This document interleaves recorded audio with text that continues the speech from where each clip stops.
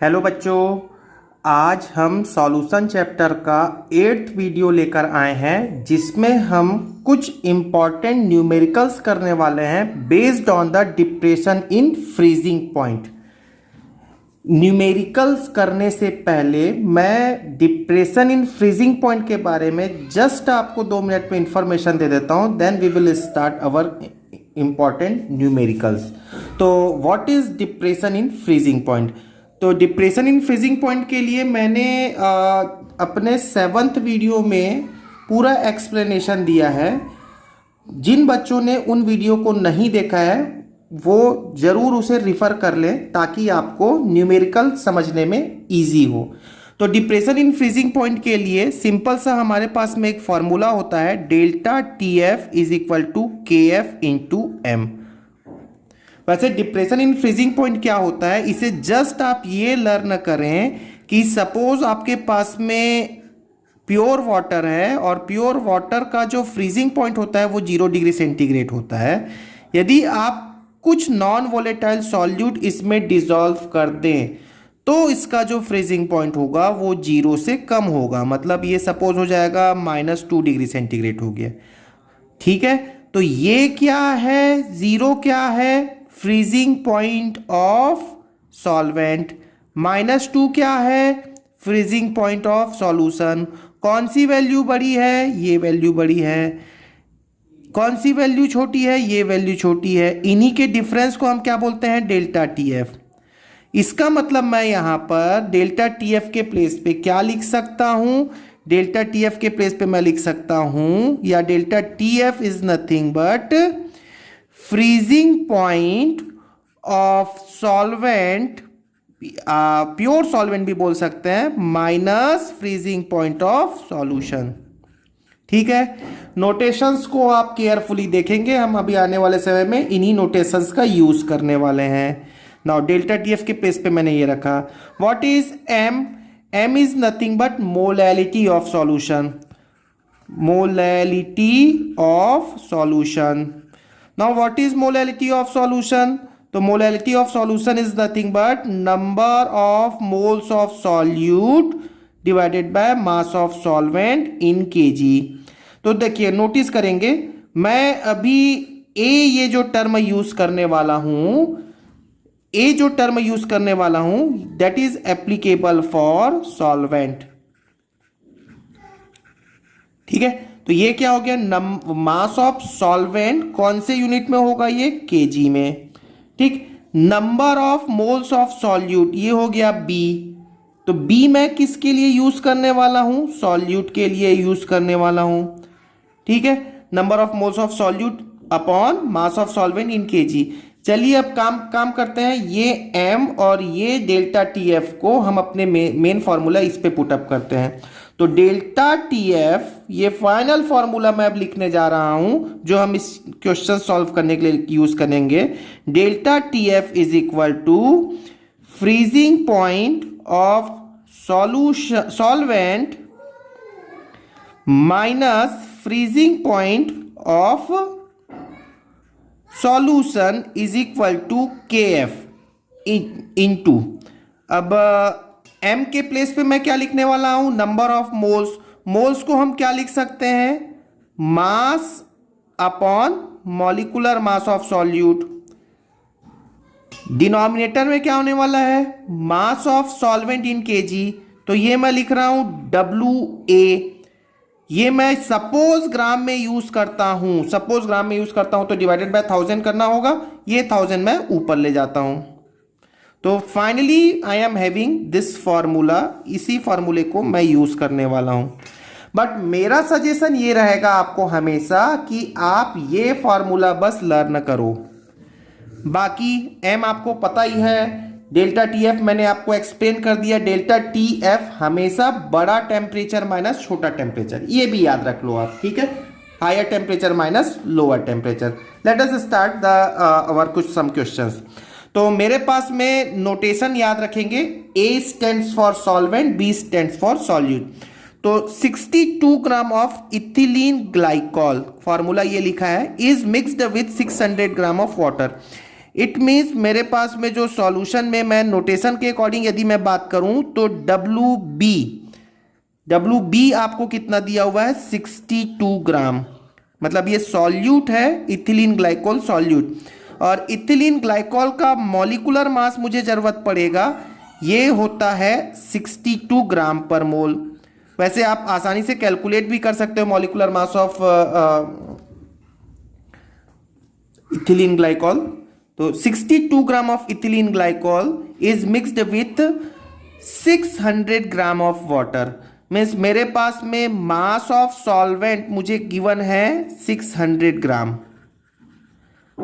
Now what you have to calculate, you have to be calculate the freezing point depression, मतलब आपको calculate करना है delta T F, freezing point depression. तो delta T F क्या होता है, के एफ इंटू एम। ठीक है, क्या आप m कैलकुलेट कर सकते हो, m होता है नंबर ऑफ मोल्स, तो number of moles of solute mass upon molecular mass. ठीक है, डिवाइडेड बाय में mass of solvent in kg, तो ये हो गया 600 डिवाइडेड बाय 1000। ठीक है, डेल्टा टी एफ आपको कैलकुलेट करना है, के एफ आपको नोन है क्या प्रॉब्लम में, नोन तो नहीं है के एफ।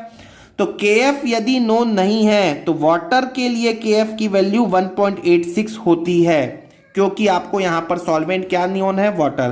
तो वाटर के लिए KF 1.86 इंटू M मैं डायरेक्टली लिख लेता हूं 62 कैंसिल हो गया 1 डिवाइडेड बाय में 600 डिवाइडेड बाय 1000, तो 6/10 हो गया, ये 6/10 मतलब 0.6, तो 1.86 डिवाइडेड बाय 0.6, तो 1.86 डिवाइडेड बाय 0.6, तो दिस विल बी पॉइंट गया, ये हो गया 18.6/6। ठीक है, या ये हो गया 3.1 केल्विन। तो this will be our delta T F. Now come to the second part of this question, you have to be find out the freezing point of freezing point of solution, ये आपको find out करना है। तो freezing point of solution के लिए what will you do, you know delta T F is equal to freezing point of solvent minus freezing point of solution. What is delta T F, delta T F we have calculated earlier 3.1, तो ये हो गया 3.1 is equal to freezing point of solvent, ये होता है 273। पता होगा water का freezing point 0 degree centigrade, just मैंने अभी स्टार्टिंग में ही बताया, तो केल्विन में यदि आप लिखना चाहें तो ये हो गया freezing point of solution. Now इसको सॉल्व करें आप, तो this will be go to this side, freezing point of solution is equal to 273 minus 3.1, तो दिस विल बी 269.9 होगा ना, 269.9। ठीक है, कैलकुलेशन आप अपने से कर लें। ठीक है, चलिए नेक्स्ट प्रॉब्लम देखते हैं। नेक्स्ट प्रॉब्लम में मेरे पास में है 1 gram of non volatile solute, ये लिखा हुआ है 1 gram of non electrolyte solute. ठीक, 1 gram of non electrolyte solute, already solute given है, मतलब मैंने यहां पर WB का दिया, सॉल्यूट के लिए 1 ग्राम नोन है मेरे को। Is dissolve in 50 gram of benzene, 50 gram of benzene, benzene solvent हो गया, सॉल्वेंट के लिए हम A यूज करते हैं, ये हो गया 50 gram. Freezing lowered the freezing point of benzene by 0.4 kelvin, मतलब आपको डेल्टा टी एफ गिवन है 0.4 केल्विन। देखिए सिंपल सा दिया हुआ है 1 gram of non electrolyte solute dissolve in 50 gram of benzene. यदि मैं 50 ग्राम बेंजीन में 1 ग्राम नॉन इलेक्ट्रोलाइट सॉल्यूट डिजॉल्व करता हूं तो फ्रीजिंग पॉइंट 0.4 कम हो जाता है। फ्रीजिंग पॉइंट डिप्रेशन कांस्टेंट, मतलब आपको KF नोन है, KF आपको नोन है बेंजीन के लिए 5.12, ये आपको नोन है KF। What you have to calculate? You have to calculate the molecular mass of solute। तो डायरेक्टली मैं फॉर्मूला में वैल्यू पुटअप करता हूं। मेरे पास में फॉर्मूला है delta T F is equal to K F into M. What is delta T F? Delta T F मुझे नोन है डायरेक्टली 0.4, के एफ भी नोन है मुझे 5.12 इंटू एम के प्लेस पे मैं क्या लिख सकता हूं, नंबर ऑफ मोल्स, ये हो गया 1। मॉलिकुलर मास आपको कैलकुलेट करना है तो यहां पर लिख लेते हैं M B into mass of solvent आपको गिवन है 50 ग्राम, और यहां पर मैं उस ग्राम को किलोग्राम में कन्वर्ट करने के लिए 1000 का एक फैक्टर इंट्रोड्यूस कर लिया। ये 0 से 0 कैंसिल हो गया, 5 2 20 हो गया ये। तो M B is equal to what should be the M B? 5.12 into 20 over में 0.4। कैलकुलेशन आप खुद से करने वाले हैं। ये पॉइंट हटाए, 0 हटाए, ये हो गया 50। तो 5.12 इंटू 50, तो 5 2 10, 5 1 5 प्लस 1 6, 5 5 25। तो कितना आंसर आ रहा है? 256 ग्राम पर मोल। तो our purpose is, just my purpose is to learn the question for you, ठीक है, but calculation part you have to do by yourself. Calculation आपको खुद से करना है। चलिए नेक्स्ट प्रॉब्लम देखते हैं। So the next problem is calculate the mass of ascorbic acid. और एस्कॉर्बिक एसिड एक्चुअली में विटामिन सी होता है, जिसका मॉलिकुलर फॉर्मूला C6H8O6 गिवन है, is to be dissolve in 75 gram of acetic acid. तो 75 gram of acetic acid में dissolve किया है एस्कॉर्बिक एसिड को। मतलब मेरे पास में सॉल्यूट का मास, सॉल्यूट मतलब WB, ये कितना है मुझे नहीं पता, यही मुझे कैलकुलेट करना होगा, ठीक है। नाउ एसिटिक एसिड आपको गिवन है, तो एसिटिक एसिड में डिसॉल्व किया मतलब ये सॉल्वेंट हो गया 75 ग्राम।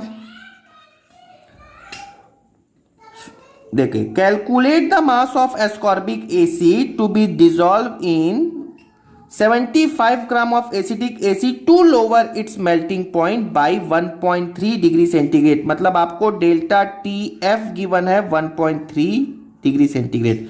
क्वेश्चन ये है कि 75 ग्राम एसिटिक एसिड में मैं कितना ग्राम या कितना मास एस्कॉर्बिक एसिड ऐड करूं कि उसका फ्रीजिंग पॉइंट जो है वो 1.3 डिग्री सेंटीग्रेड कम हो जाए। एक्चुअली यहां पर क्वेश्चन में मेल्टिंग पॉइंट लिखा हुआ है, ये एनसीईआरटी में भी सेम लैंग्वेज लिखा है, यहां मैंने लिख रखा है।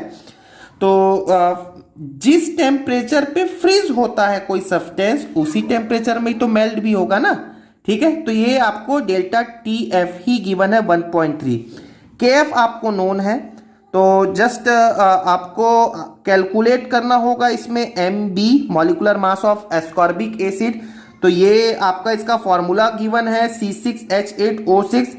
तो ये होता है 12 इंटू 6 प्लस 8 प्लस 16, ऑक्सीजन का 16 इंटू 6, ये हो गया 96, और ये हो गया 8 प्लस 72 प्लस 8 हो गया 80 प्लस 96 176,